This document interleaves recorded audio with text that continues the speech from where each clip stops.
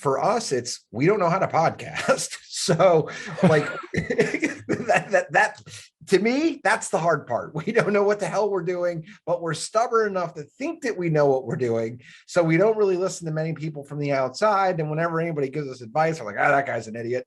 So totally.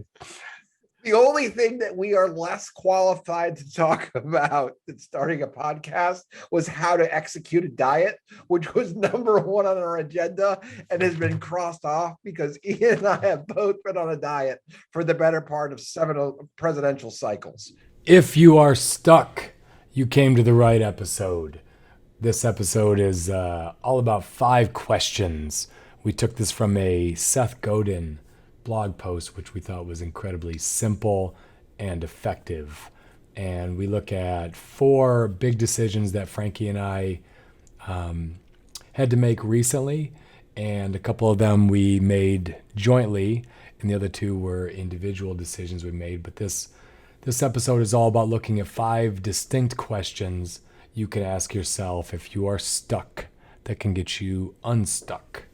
And if you are stuck not being subscribed to this podcast, it's time to change that. Click subscribe, turn on the notifications.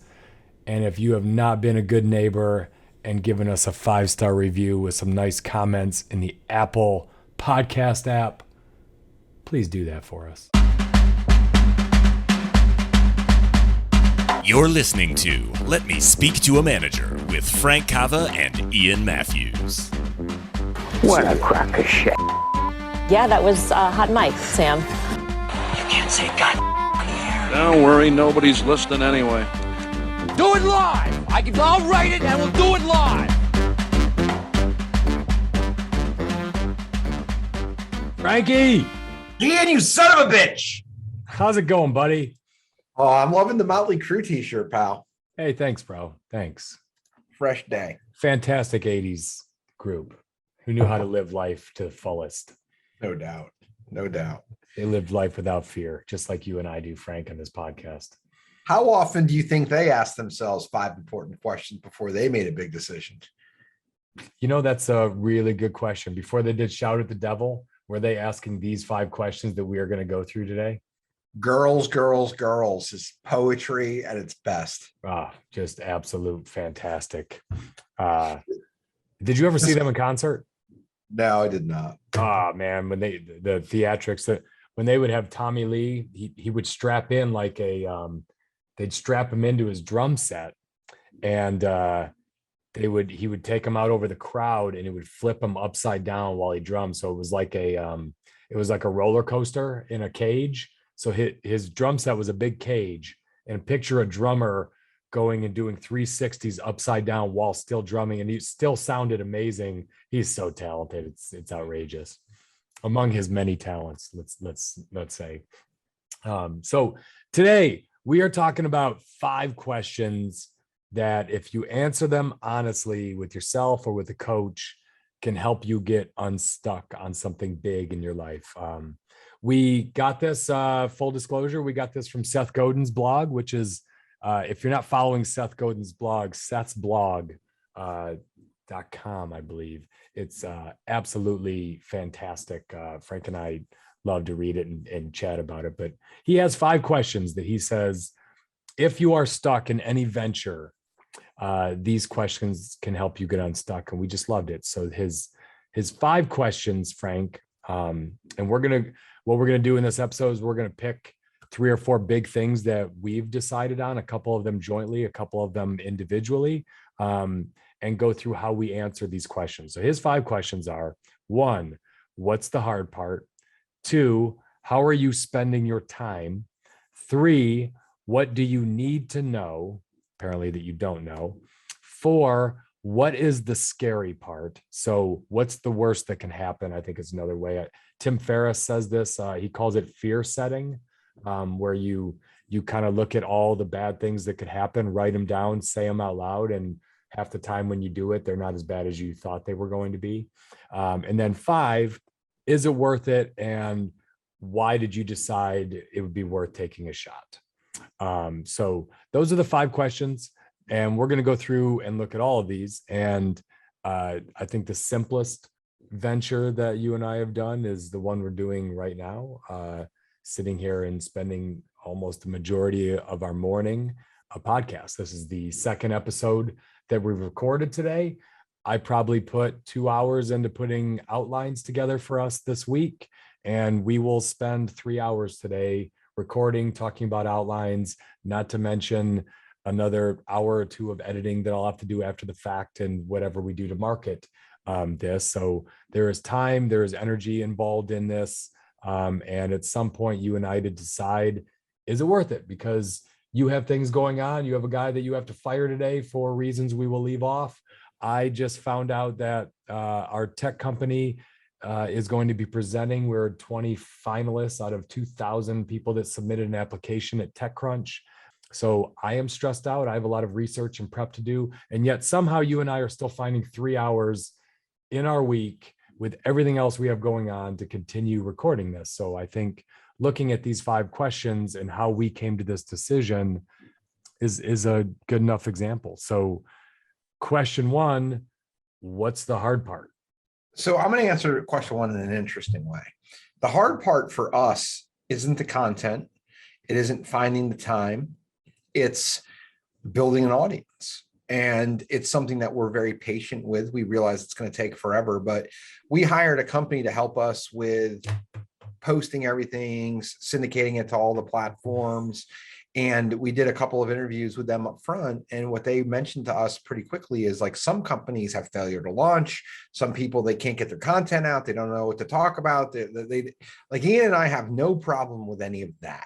For us, it's, we don't know how to podcast. So like that to me, that's the hard part. We don't know what the hell we're doing, but we're stubborn enough to think that we know what we're doing. So we don't really listen to many people from the outside. And whenever anybody gives us advice, we're like, that guy's an idiot. So Totally. the only thing that we are less qualified to talk about than starting a podcast was how to execute a diet, which was number 1 on our agenda and has been crossed off because Ian and I have both been on a diet for the better part of 7 presidential cycles. We've come to the conclusion we have no right talking to anybody about their diet on this. So we should be tuning into others' podcasts when it comes to dieting. You know, for me, what's the hard part?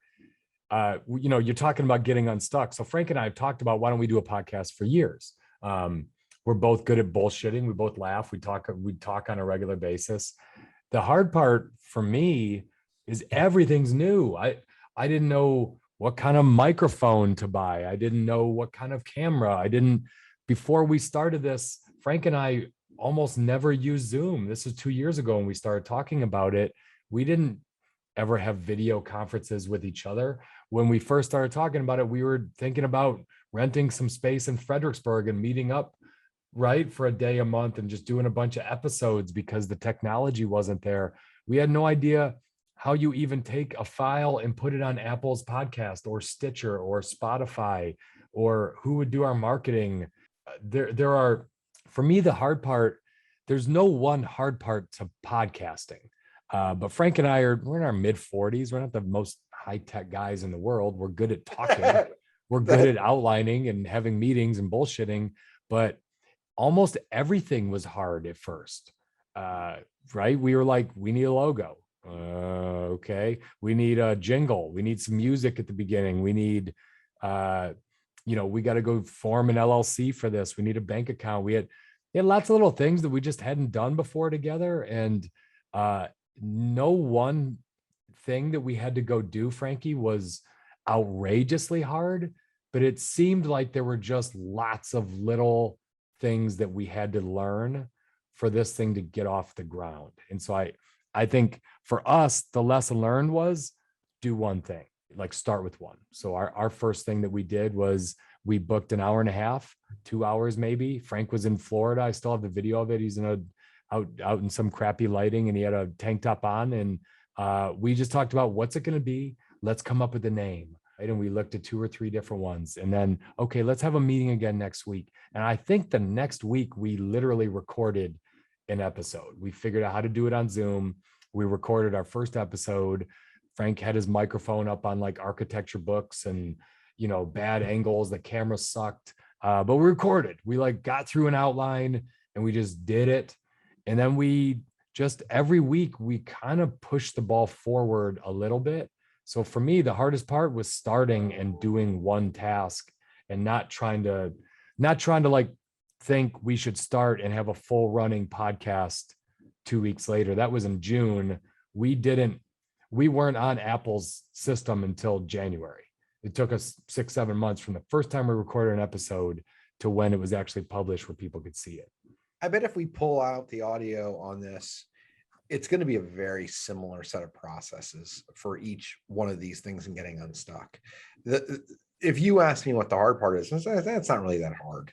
It's kind of like asking Chief, Ian's father-in-law, what's the hard part about business? He's been in an incredibly hard business for 6 decades, and he's just going to tell you nothing is all that hard because he doesn't lament it. It's one of those things where we're guys who get things done, so we got it done. Our time frame might have been a little different than we would have thought initially, but we did it.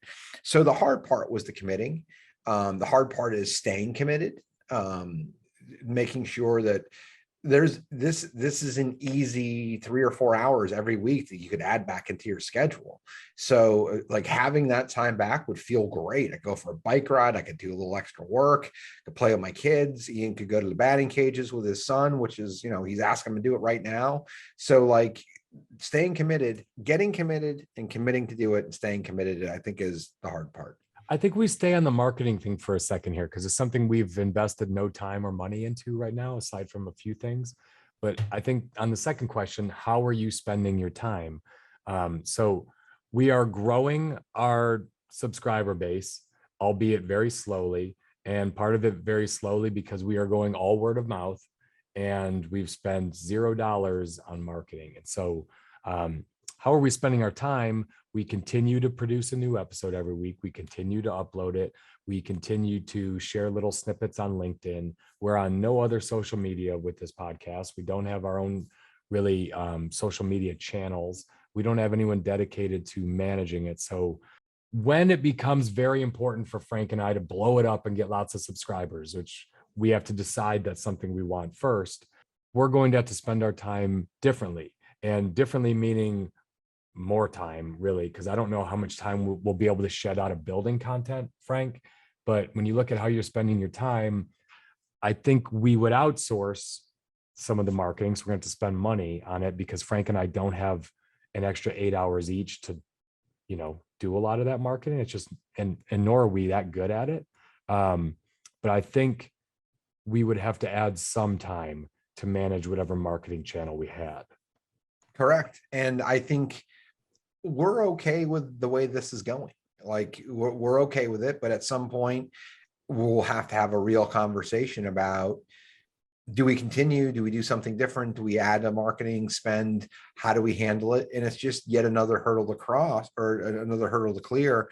But it's right now, we both think with all of our podcasting knowledge that the most important thing we can do is just put out good product.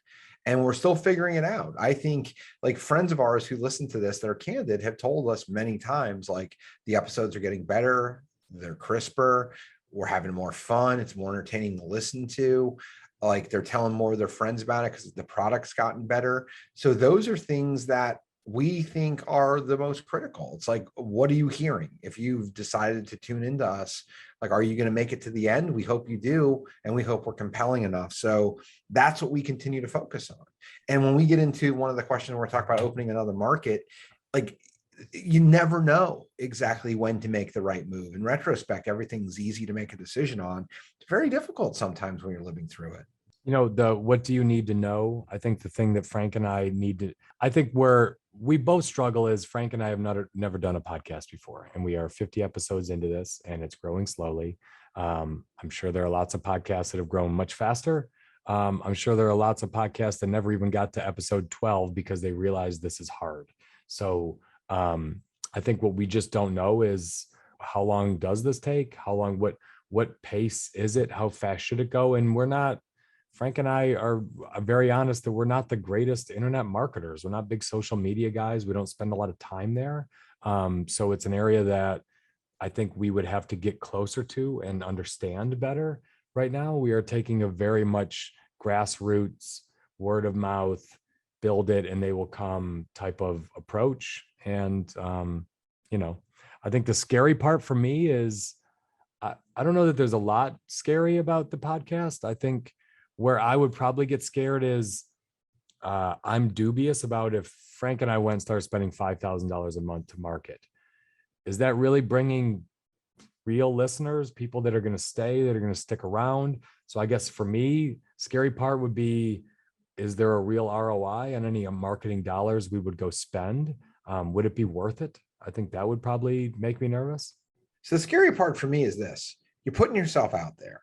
The content is best if we're being honest. And we're married. I'm an employer. We do deals. Like, being honest is sometimes tough because you're putting yourself out there and you never know what's going to happen with the information. One of our first episodes, I said something about my brother and he got pissed off.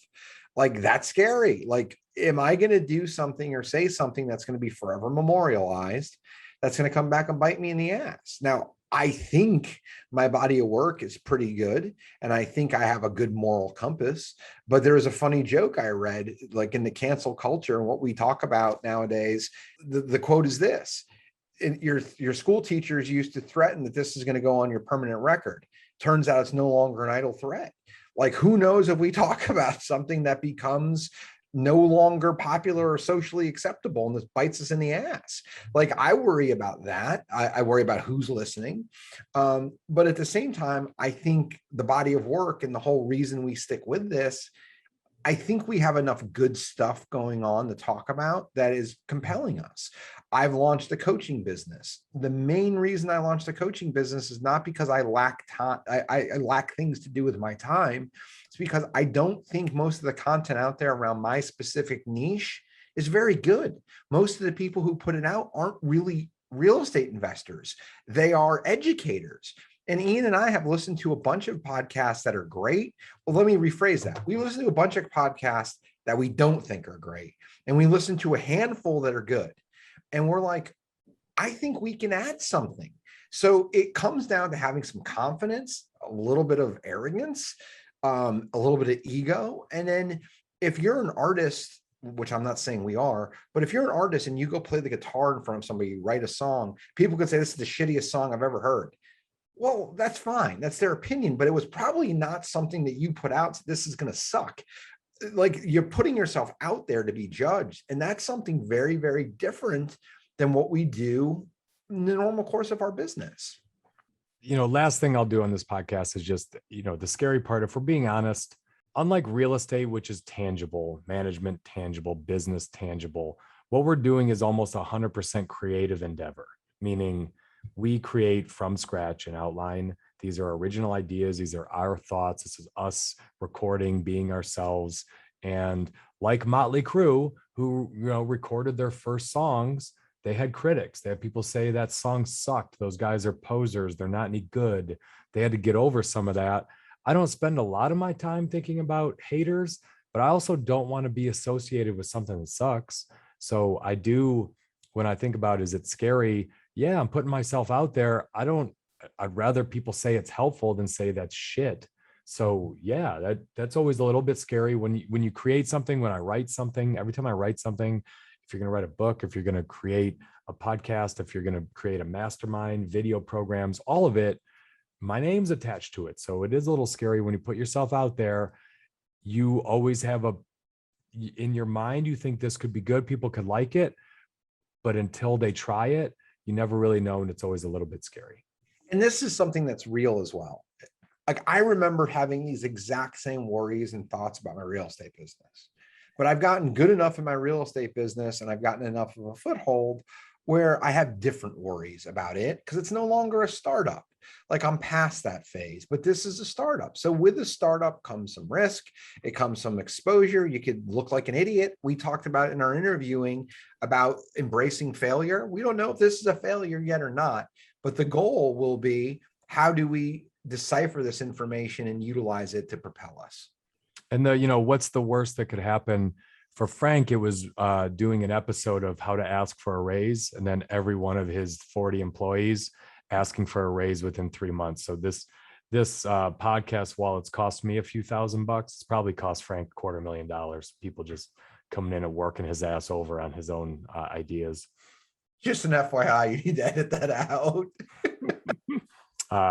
Westwood Holdings deal. So this is the last one. The last question: is it worth it? I think for both of us, it's been worth it. It's fun. If nothing comes out of it other than I hang out with Frank for a few hours a week and shoot the shit. He's my friend, so I enjoy doing it. The time has not been that big of a burden for either of us, and both of us have seen little green shoots in our business where definitely Frank has hired a few employees because of our podcast that were followers of this podcast. We definitely have some people that have invested in our real estate deals because of this podcast, 100%, that I had not reached out to, that reached out to me. And I can think of at least one consulting agreement that I have today because of someone who listened to this podcast, liked our ideas, and hired me to live do some coaching. I've had a couple different bankers reach out. One is a private banker out of California who sees the clips on LinkedIn. I don't know if he's listened or not, but he knows we do this and there's credibility to it. I've had a local banker reach out as well because of it. I've had a bunch of people reach out on the marketing side, like, hey, we would love to advertise for you for your podcast, or somebody locally that does promotes local podcasts. So overall, in the body of our lives, this is something that you strive to get to. It's a passion project. We don't know what it looks like in 2 years, 5 years, or 20, but it was worth a shot and we're taking it. So Frank and I are wrapping up. Yesterday, we just got to the number that we needed to be at, a $4.5 million capital raise. The name of this deal is the Westwood Holding deals, Westwood being a neighborhood. It is 3 commercial properties that we went out and raised money for, private offering. And it's raw, it's new for us. We're right in the middle of it. This is the second real estate deal that we have partnered together on. So I think, interestingly enough, Frank and I have very different motivations on this, even though we're partnering on it. The hard part for me is going to be different than the hard part for Frank. But Frank, you originated this deal. You found this deal. What was the hard part for you in deciding? Let's go with just deciding to do a private capital placement and not trying to do it the way you always do it. What was the hard part? I can't start there. That's like starting in the third quarter. Why did I do this deal? I saw it being a very good deal, having limited downside, having a ton of upside, having a lot of good exits, and having a lot of opportunity for incredible growth. So I did the deal because of those fundamentals. Now I'm microwaving the conversation to get through it quickly, but I spent months on, do I do it? Do I not do it? All that stuff. So it's a good deal. I would do it 100% with my money. That was my deciding factor to branch out to others. So Ian and I have a goal to raise a real fund. We don't know what it looks like, how it manifests, when it becomes, whatever. But with our exposure to, Ian is in industrial real estate. Both of us are in commercial, and I'm very heavy in residential. And through a network that both of us have, we see tons of deals. So we think, and kind of like podcasting, just like every other business opportunity, we see opportunities that are out there that we think we can connect the dots. Now, we might be wrong. We might not ever build a fund, but this one is one I brought to Ian because I think it's a good deal. I think it's going to leave investors wanting more. And it's one where if I gave up some of the equity, but the reason I gave up some of the equity in the deal, it's a good deal for me no matter what. But I give up some of the equity because it's one that I think entices people to do something else if we treat them well. And I think the success rate of us being able to treat people well is very, very high. The probability of it is high. So those are the reasons that I said, okay, I'm willing to bring in outside capital. And then I went to Ian versus somebody else because I don't want to have a deal go wrong with my buddy. So, hey, this is a good deal for these reasons. And then what we did is we went to Ian's strengths. let's tell a compelling story around this deal. And I think that I would say the hard part for you is you're used to getting capital in other ways. To bring in private capital on this deal, we had to put together an operating agreement. We had to get both of our lawyers to agree on certain things. It was a hassle. It probably delayed the process a little bit, trying to get it all done up front. For me, the hard part was probably blends in a little bit with the second, but the hard part always when you're raising capital is putting relationships on the line. You know, when you're as a promoter, you're out, you're talking to people, you really have to believe in the deal and you have to feel very confident. And so that's always the hard part for me, is asking people. I don't mind asking people for money when I believe in the deal, but when you initially look at something, you don't know it as well as I've gotten to know it now. So the hard part for me always is believing in my gut that it's a great deal for all the people that I'm talking to, because I would never want to raise money if that wasn't the case, just for the sake of raising money. So in the hard part for me is not finding the deal. It's not managing the deal. It's not doing the deal. The hard part for me is the communicating to others. That is not my biggest strength. If you look on the internet, Ian is very much in written word. I am on video. I'm a speaker. I'm not a writer. I'm a terrible writer. My emails can be confusing or bloated. It's just not my best medium to communicate. So in bringing in Ian, I have someone who I think understands the deal well enough, knows me well enough, knows the market, asks good questions, and tells a good enough story. Now, I don't use good enough in a way that is in any way demeaning. You don't have to tell an entire story. You have to tell a compelling story that doesn't leave anything out. And Ian's really good at giving an edited pitch where I'm not. So this comes down to where are you spending your time, which we're going to get into. I get to spend my time on what I'm good at. Go make money on this deal.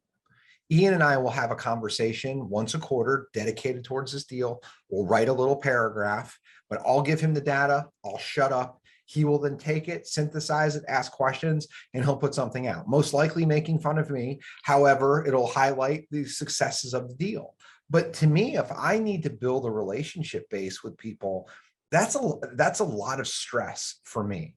I'm not that kind of communicator, but I know that I can do my job, turn it over to Ian, he does his job, and collectively we can build something together. So when Frank initially approached me with this, I was interested. And then a few weeks later, when we started getting into the details, I almost backed out. And some of it was based on the second question of how are you spending your time? So at the time, this was June.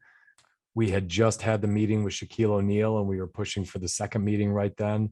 We had just finished our applications for TechCrunch. I was doing quite a bit of work in Keep. I also was right in the middle of selling my Orlando property. And I was pretty stressed about that because it was the first time I was sending checks on an exit to investors. It was a great deal for all of them, but I was stressed about it. I was talking to an accountant every day and I couldn't get the numbers to line up, largely because of a tax situation that's neither here nor there. But I had those couple of things going where it was spending a lot of time on it.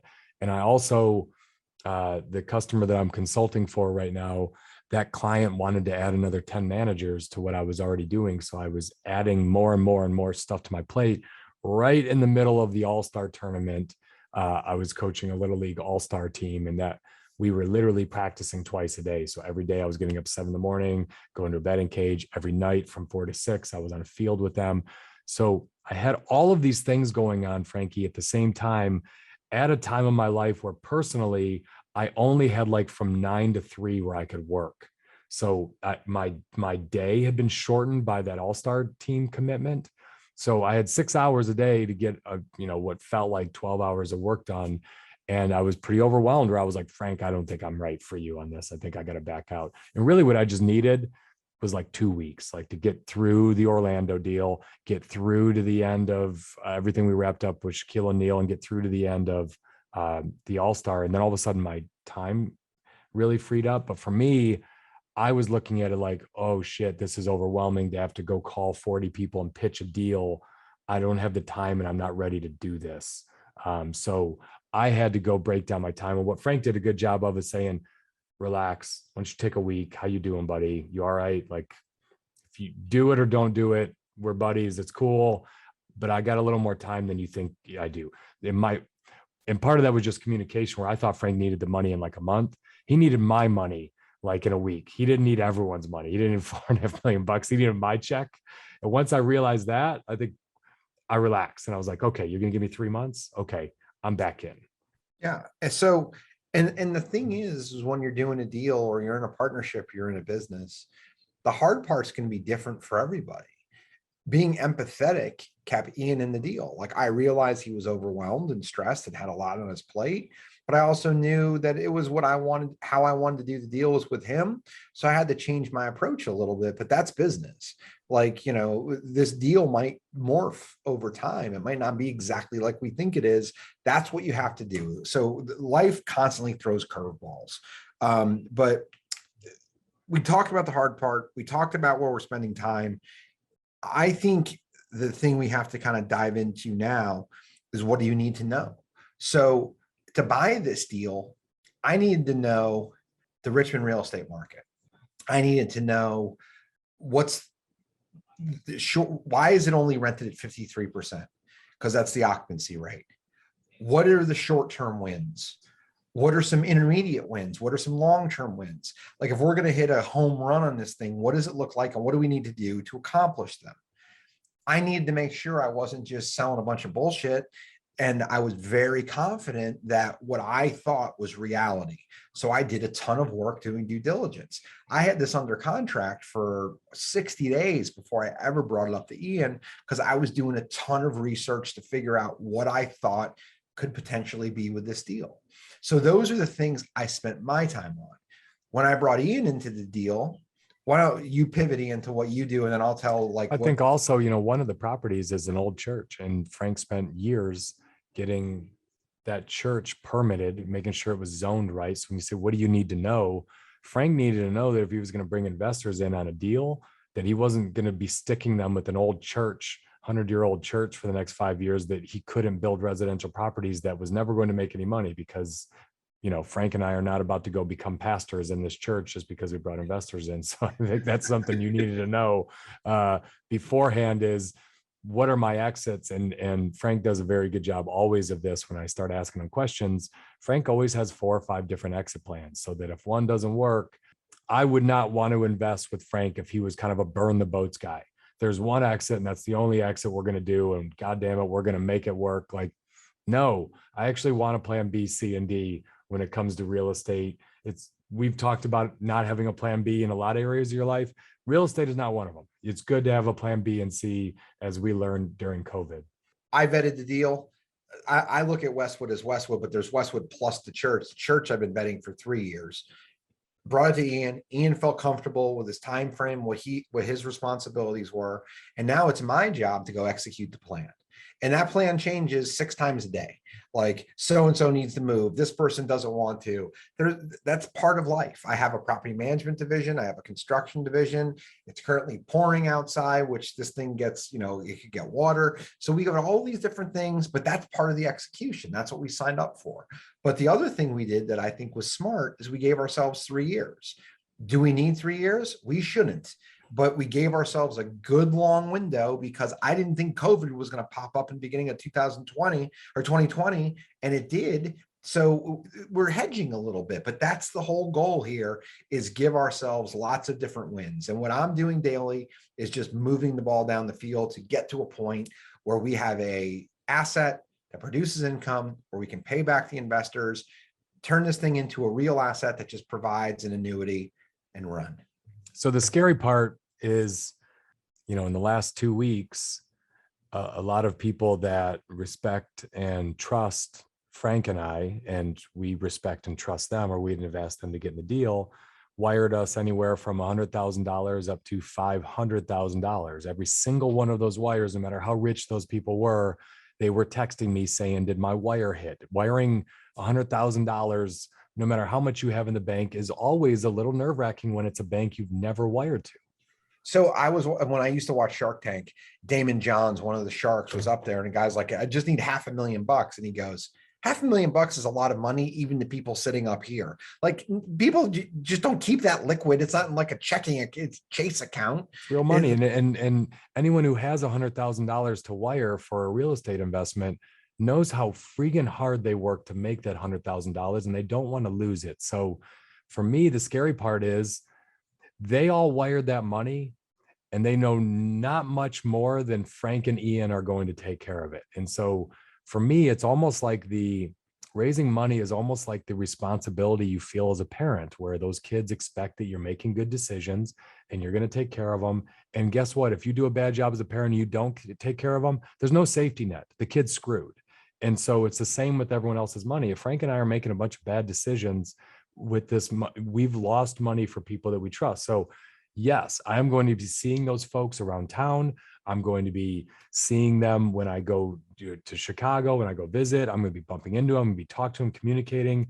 And I need to be able to look them in the eye saying, we're doing a good job with your money. Thank you again for wiring that money to us. Some of these people we're going to see at Thanksgiving because it's family. But so there's a couple things. From my perspective, I have two things that scare me. Number one, I got all the daily stuff that I got to deal with. And I'm cool with that. I've got the right staff. I feel like I'm in good shape, but does it scare me a little bit? Does it freak me out to a point of I can't perform? No, it just gives me opportunities to do other things in the performance. And then the other thing that scares me is anything that scares Ian, because that's the arrangement I worked out here. He did the capital raise. Some of these people are my family and friends, but a lot of them are his. And that's a responsibility and a burden that I knew that I was getting into. It's kind of like marriage. You don't go into it blindly. You think it through. This is the marriage for this particular deal. And if this deal goes great, we're all going to be working together for a decade. But that's the partnership, right? Like Frank is worried about what I'm worried about. I worry about, if Frank suddenly is concerned about the market or something going on, I quickly am going to be just as nervous about it. We have to be lockstep. Frank can't hide his anxieties with, like, we're in this now. We got everyone's money. We took it. We're in it together. So if he starts to get nervous and something starts going sideways that we didn't plan on, he needs to tell me the truth. And I need to tell him the same, as we go through it. That's what a partnership is. And is it worth it? The fifth question, we'll know in about 2 years. We'll know if it was worth it. I think it's going to be incredibly profitable for everyone who got involved, the investors, for myself. I think Frank stands to do very well on this deal. I think there's enough money where we can all kick ass on it, but we'll know. But I think the way to answer this, Frankie, is nothing that could be incredibly profitable comes with no stress. There's going to be these kind of stresses. There's going to be everything we just talked about. If there wasn't, everyone will be making a lot of money. And so you're never gonna have an investment that doesn't come with some stress, that doesn't pay off really well. Is it worth it? The method here is how to get unstuck. A $4.5 million deal. Now, this is actually a $10 million deal. We're only talking about the capital raise and the equity piece. But I wanted to say that for this reason. This is a big decision for a lot of people. A $10 million deal is a deal that's bigger than most people are going to take on. It's a deal that I wouldn't have taken on a decade ago. I wasn't good enough. But the full question in the context of how do you get unstuck? Is it worth it? Why did you decide to take a shot? Is it worth it? I don't know for sure, but I think it's a good deal and it made a lot of sense. Why did you, or is it worth it? Or why did you decide to take a shot? I took a shot because I had enough good information. Ian and I did a podcast on the 40-70 rule. If you don't have at least 40% of the information, you're not making a good decision. And if you have more than 70, you're probably procrastinating.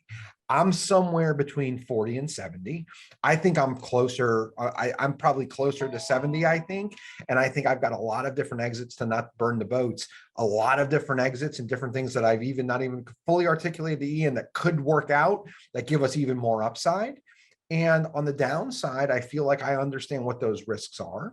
I think we could easily rent this for less than I've pro formed it, get it fully leased, and maybe our return's not as good, but everyone gets their money. Like, there's all kinds of things. So it made enough sense to say, let's do it. But for those of you that are listening, think about flipping your first house, changing jobs, you don't have, nothing is completely certain. When I was getting married, a friend of mine from California called me and he was asking me questions. My quote to him was, I think I picked the right girl. He's like, well, you better know. I'm like, well, I'm not going to know until I die. And like, if she's by my side 60 years from now, that was the right choice. But at this very moment, I'm with the information I have, I'm making an incredible decision. And that's what I feel about this deal. So let's take, and we'll do them short. Let's take a big decision. These are a couple of joint decisions we just went through. Let's take a couple of big decisions you and I have done recently. One is that I did recently, and one is one that you're working on. So me with Keep Technologies, our car alarm company, tech startup.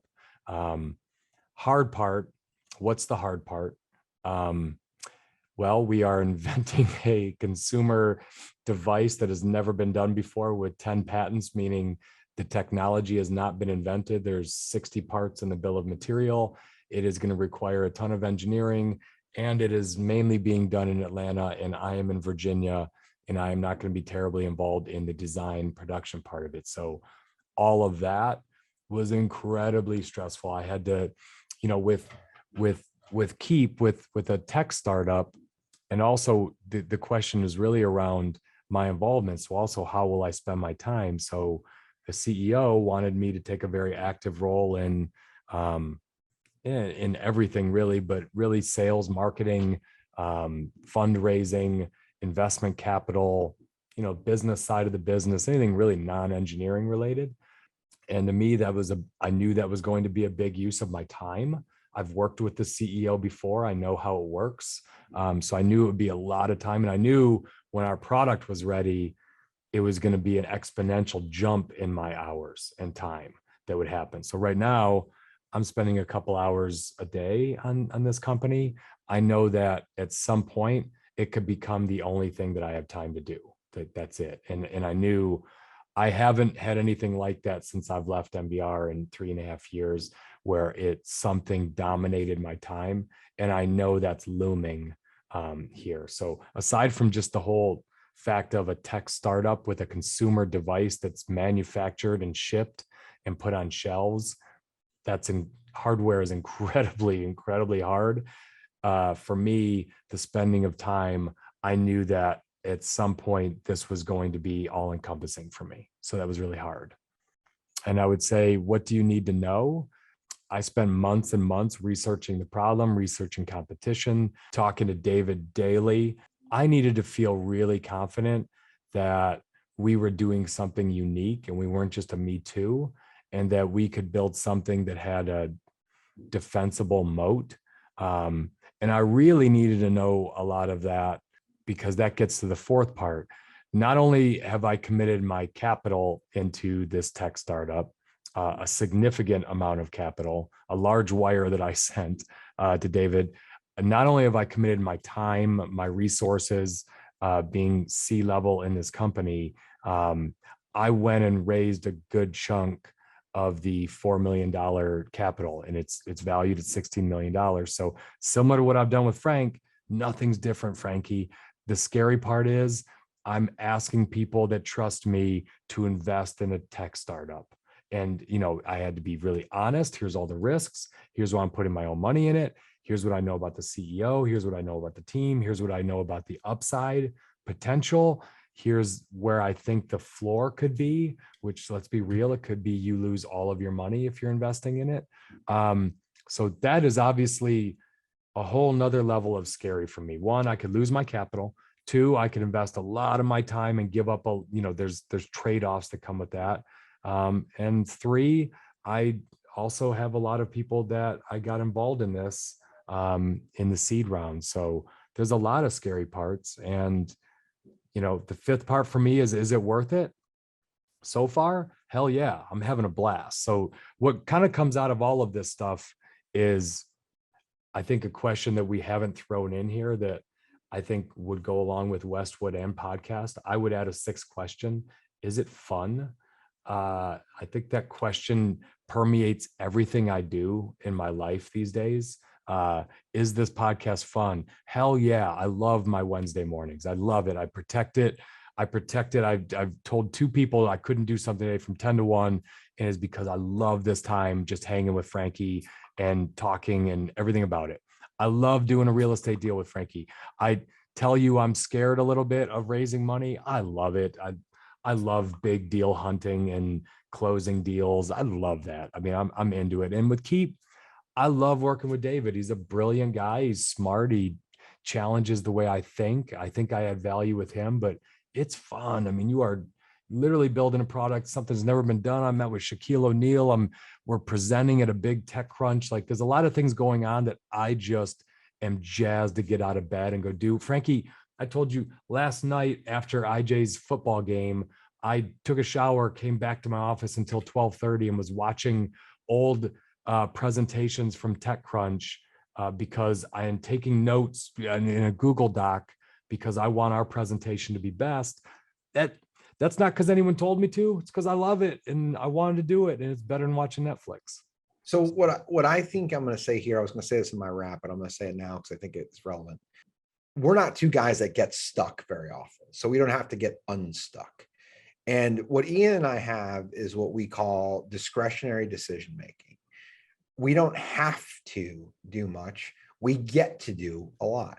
Now, that's not because we were born into it. We both worked our asses off for a couple of decades to get to this point. But we've gotten to the point where the sixth question can be, is it fun?